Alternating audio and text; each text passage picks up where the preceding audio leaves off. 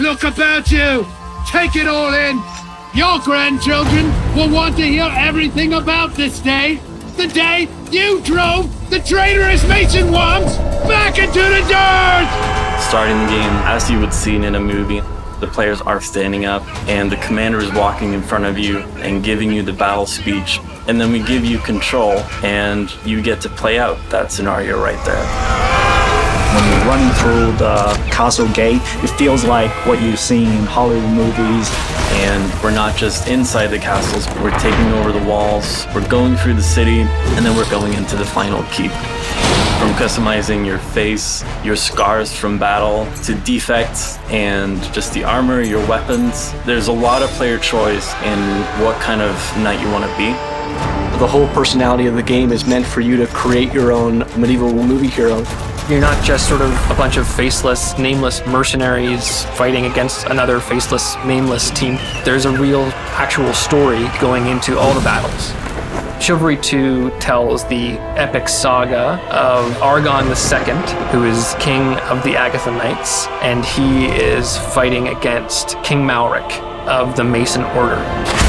The Masons and Agathians have unique sets of personalities that help define our in-game factions and reinforce the lore of the Chivalry world. The Mason Order is pretty upfront that they're willing to do whatever it takes. The Agathian Knights are the righteous, noble, but when you look under the surface, there's more going on behind the scenes. Suddenly, there's this emotional backstory that's forming behind all the decisions you make in this game. Each map tells a story, and I think that's what makes the maps quite special, especially in our team objective mode. There's a map called Lionspire. You start out on the beach with all these boats that are just washed up on the shore, and the first thing you do is you immediately are fighting people. In Redhelm, we have an initial siege on the first stage that has trebuchets launching from afar, and you can hear those distant impacts. And then as the battles progress throughout the city, you have different sounds like the panic of the city as it's being plundered. Coxwell is a map that feels the fantasy of the ugliness of medieval times. So it starts with Masons rushing into the small village and burning all the houses. And at the very beginning, defenders are actually playing as peasants. So you can feel the tide coming, try to survive as long as you can. I made it! We made it! Adding personality, humor, and the extra little juice is always a key component to us. In Chivalry 2, we expanded the voiceover system to include more manual VO options, as well as a slew of dynamic auto VO events. Players can choose voice options during customization to match their ideal on-field personality. I'm gonna rip your heart out through your asshole! We're also letting players change their emotes up as they pick things up in the environment.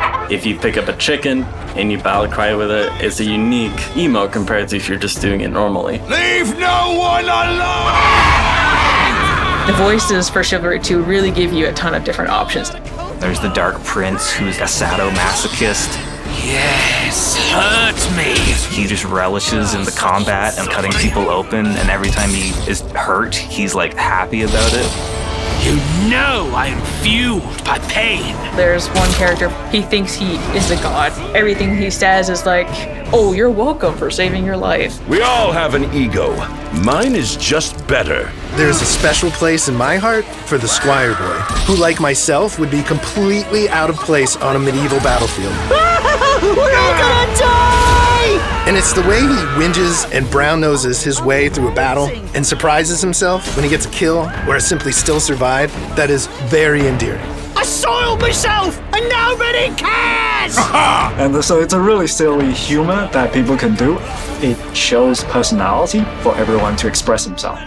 The voices add a layer of comic relief to an otherwise brutal world full of pain screams and death cries. The whole point of it is just to crack open a beer, play the game, relax, just stab somebody till you feel better.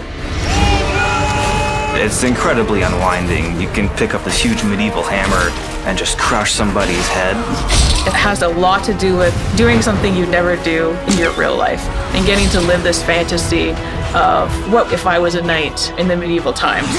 You wouldn't want to go into a medieval battlefield in real life because you lose your head one time, it's gone. The best thing about Chivalry is you can probably go find your own head again and use it.